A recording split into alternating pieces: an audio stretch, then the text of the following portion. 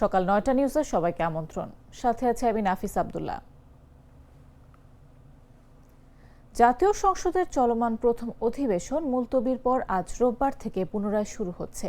বিকেল ৩টায় জাতীয় সংসদ ভবনের অধিবেশন কক্ষে এই বৈঠক শুরু হবে। এর আগে গত ১২ মার্চ ত্রয়োদশ জাতীয় সংসদের প্রথম অধিবেশন শুরু হয়।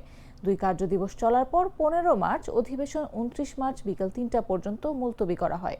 ওই দিন থেকে সংসদের রাষ্ট্রপতির ভাষণের ওপর আনীত ধন্যবাদ প্রস্তাবের আলোচনা শুরু হয়।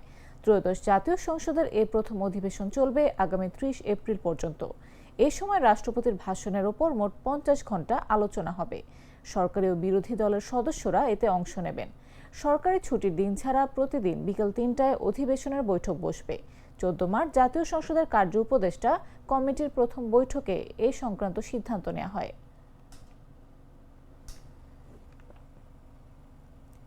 চাঁপাইনবাবগঞ্জের শিবগঞ্জে তেল নেই লেখার ব্যানার টাঙিয়ে জ্বালানি বিক্রি বন্ধ রাখার অভিযোগে নয়ন ফিলিং স্টেশন নামে একটি পেট্রোল পাম্পের মালিককে জরিমানা করেছে ভ্রাম্যমাণ আদালত। শনিবার সন্ধ্যায় উপজেলার পুখুরিয়া এলাকা নয়ন ফিলিং স্টেশনে জেলা প্রশাসনের নির্বাহী ম্যাজিস্ট্রেট সাব্বির আহমেদ রোবেলের নেতৃত্বে এই অভিযান পরিচালনা করা হয়। এ সময় পাম্পটিকে ১০,০০০ টাকা জরিমানা করা হয়। গোপন সংবাদের ভিত্তিতে অভিযান চালিয়ে মজুদ যাচাই করলে দেখা যায় সেখানে ২,৪৮৯ লিটার পেট্রোল এবং ১০,৯৪১ লিটার ডিজেল মজুদ রয়েছে। পরে তাৎক্ষণিকভাবে জ্বালানি তেল বিক্রি শুরু করতে নির্দেশ দেওয়া হয় এবং পাম্প কর্তৃপক্ষকে ১০,০০০ টাকা জরিমানা করা হয়।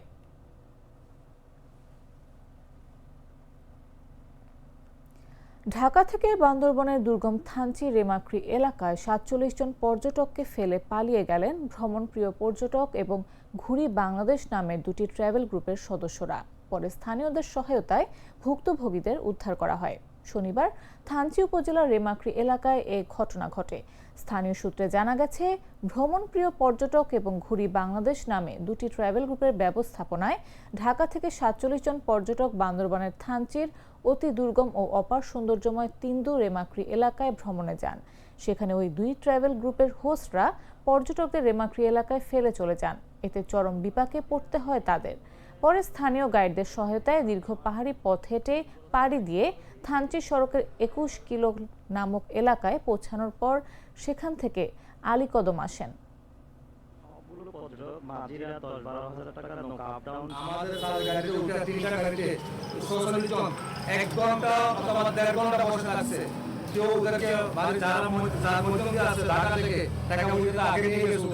আমাদের গাড়ি ভাড়াটা ফেলে দেবে।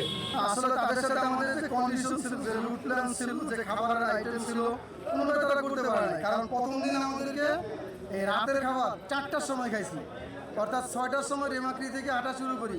জিন্নাপাড়ায় আমরা পৌঁছাই রাত 12:30টার সময়, এবং সেখানে তারা খাবার বলে রাখে নাই। সেই খাবারটা আমরা 4টার সময় রেডি করে খাবার খাই। তিন্দু বাজার থেকে ওরা আমাদের রিসিভ করে চান্দের গাড়িতে উঠাবে, কিন্তু এখানে এসে আমরা দেখি আমাদের ব্যাগ পত্র আছে আর কিছু কিছু ছেলের মোবাইল আর টাকা পয়সা ওদের কাছে দিছিল, ওরা ওইগুলা নিয়ে চলে গেছে। গ্রুপটার নাম কি ছিল আপনার? যে ভ্রমণপ্রিয় পর্যটক, আর একটা ছিল পর্যটক ঘুরি বাংলাদেশ। তারা সবাই আমাদেরকে রাইখা চলে আসছে।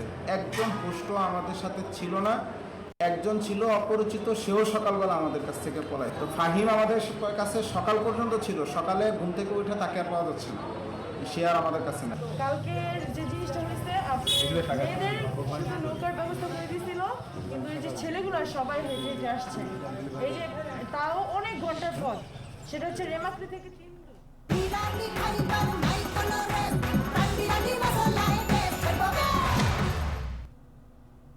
জানাবো আন্তর্জাতিক সংবাদ।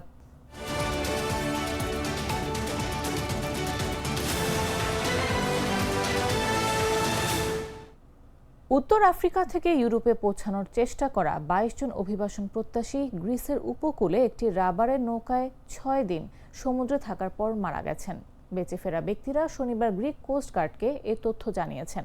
গ্রিক কোস্টগার্ড শুক্রবার গভীর রাতে জানায়, ফ্রন্টেক্সের একটি জাহাজ ক্রিট দ্বীপের কাছে ২৬ জনকে জীবিত উদ্ধার করেছে, যাদের মধ্যে একজন নারী ও একজন নাবালক রয়েছে।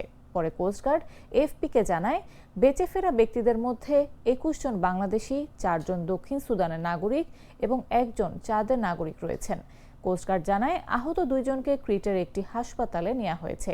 নৌকাটি 21 মার্চ পূর্ব লিবিয়ার বন্দর শহর তোবরুক থেকে গ্রিসের উদ্দেশ্যে রওনা হয়েছিল, যা ইউরোপীয় ইউনিয়নে আশ্রয় প্রত্যাশীদের জন্য একটি প্রবেশদ্বার হিসেবে বিবেচিত। কোস্টগার্ডের ভাষ্য অনুযায়ী যাত্রাপথে যাত্রীরা দিক হারিয়ে ফেলেন এবং খাবার ও পানীয় ছাড়া 6 দিন সমুদ্রে ভেসে থাকেন।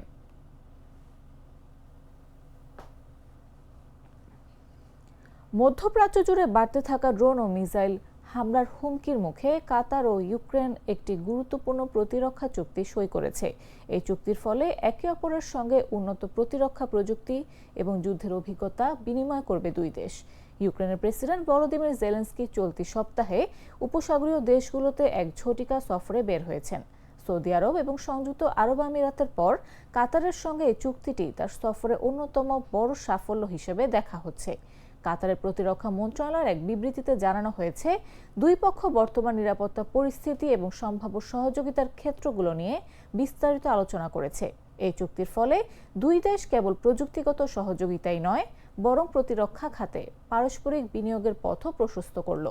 গত এক মাসে ইরানের সঙ্গে শুরু হওয়া যুদ্ধে যেসব দেশ হামলার শিকার হয়েছে, তাদের নিজেদের ড্রোন ও মিসাইল প্রতিরক্ষা অভিজ্ঞতা নিয়ে সাহায্য করতে চায় ইউক্রেন।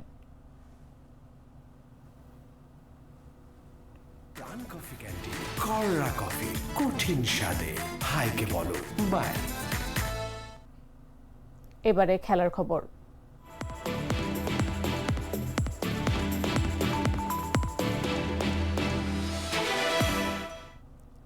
দুই দলের ম্যাচ বরাবরই হাই স্কোরিং হয়, এরপরও থাকে না হাই ভোল্টেজ ম্যাচের তালিকায়। 19তম আসরের উদ্বোধনী ম্যাচেও সানরাইজার্স হায়দরাবাদ 201 রানের সংগ্রহ দাঁড় করায়। সেই লক্ষ্য আবার অনায়াসে টপকে গেছে বর্তমান চ্যাম্পিয়ন রয়্যাল চ্যালেঞ্জার্স বেঙ্গালুরু। শনিবার বেঙ্গালুরুর এম চিন্নাস্বামী স্টেডিয়ামে বিরাট কোহলি ও দেবদূত পাদিক্কালের ঝোড়ো অর্ধশতকে 6 উইকেট হাতে রেখে জয় পেয়েছে বেঙ্গালুরু। চ্যাম্পিয়নদের ব্যাটিংয়ে শুরুটা ভালো হয়নি। দলের বোর্ডে 9 রান যোগ হতেই বিদায় নেন ওপেনার ফিল সল্ট 8 রান করে। যদিও দ্রুত একটি উইকেট হারিয়ে কোনো চাপেই পড়েনি আরসিবি। বিরাট কোহলি ও দেবদূত পাদিক্কলের 101 রানের জুটিতে ম্যাচের প্রথম লক্ষ্য জয়ের ভিত গড়া আদায় হয়ে যায়। 26 বলে 7-4 ও 4 ছক্কায় 61 রান করে পাদ্দিকলকে থামান হর্ষ দুবে। হায়দরাবাদের হয়ে 2 উইকেট পেয়েছেন ডেভিড পাইন, একটি করে উনাদকাত ও হর্ষ দুবে।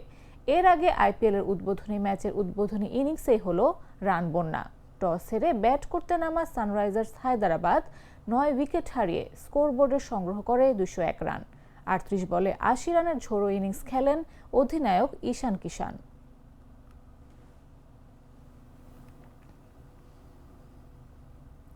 দর্শক, এই ছিল এখনকার মতো। এরপর দেখবেন বেলা 11টা নিউজ। প্রতি মুহূর্তে সর্বশেষ খবর পেতে ভিজিট করুন jagonews24.com, ফলো করুন আমাদের ভেরিফাইড ফেসবুক পেজ এবং সাবস্ক্রাইব করুন জাগো নিউজের ইউটিউব চ্যানেল। এতক্ষণ সাথে থাকার জন্য ধন্যবাদ সবাইকে।